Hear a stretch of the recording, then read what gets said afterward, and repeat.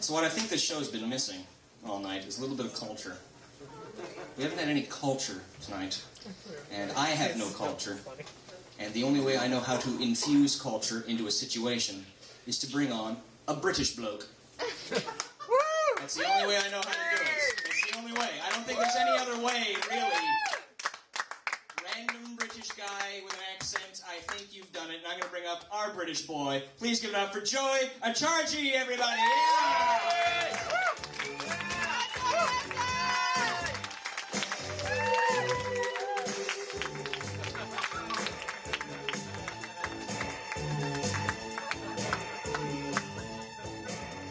Thank you very much. Please keep it going for Cal Post, a wonderful Cal Post.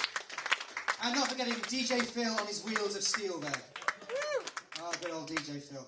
Yes, well, it's great to be back here at the Eton House. I haven't been here in quite a while, so I have to admit I am just a little bit nervous.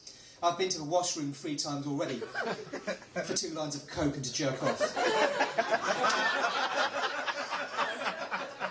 And I am feeling a whole lot better for it. Yes. Yeah, just quick time check for you. In Toronto, it is 10:46. Meanwhile, in Saskatchewan, it's still 1978. Saskatchewan, home of potash corp. They're all potash miners. That's right, actually. Also, Saskatchewan, the only province where a homosexual is a man who can't drive a John Deere. What a lovely place it is, yes, yes.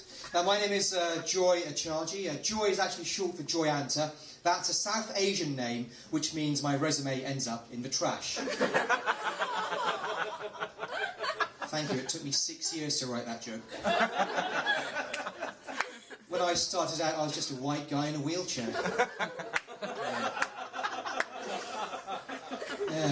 If you're wondering what my story is, basically my parents come from India, but I was born and brought up in England, so think of me as Hugh Grant trapped in the body of Apu from The Simpsons. And with an accent like this, a posh racist once told me to go back to my own county. Which was nice of him. Yeah. We all have, I've got 2 younger brothers, and one of them isn't really the sharpest tool in the box. He's watched all of the Matrix movies, and he thinks Keanu Reeves' character was called Neil. And his way of kind of figuring out history is basically, did it happen before or after cowboy times? Before or after cowboy times, yeah. I try and confuse him and ask him when Red Dead Redemption took place. That's for the video gamers here, so it's just me and two other people. I'll tell you a little bit about my background. I spent the last 10 years working as a journalist. I speak 4 languages, and I have a diploma in astronomy, which means here in Canada, my first job was part-time in a bookstore. Now, for legal reasons, I can't tell you the name of this bookstore, but let's just say it was a whole new chapter in my life.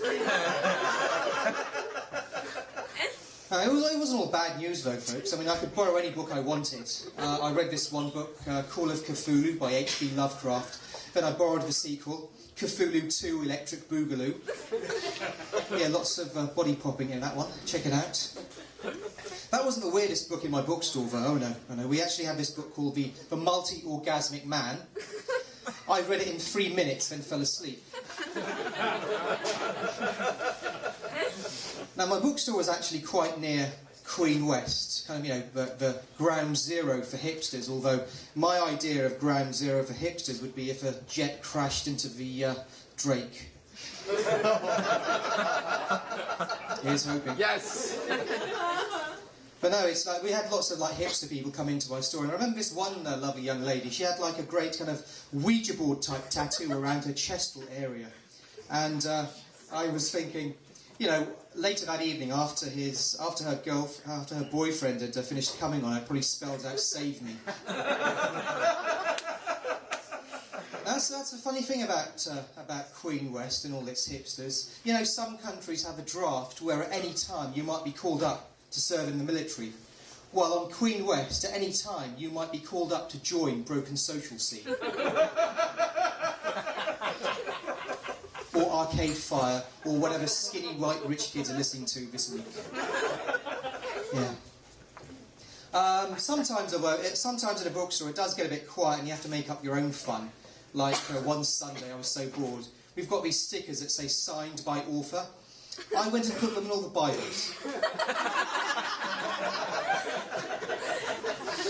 Yeah, let God sort it out.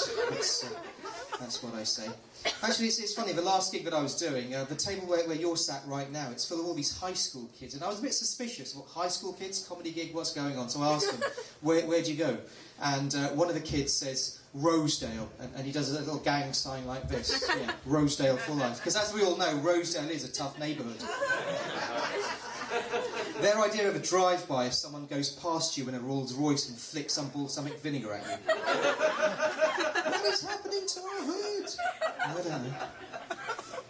Now, I have to read the newspapers for my job, and it hasn't... apparently, commodity prices are quite high. They're going through the roof and they're going crazy.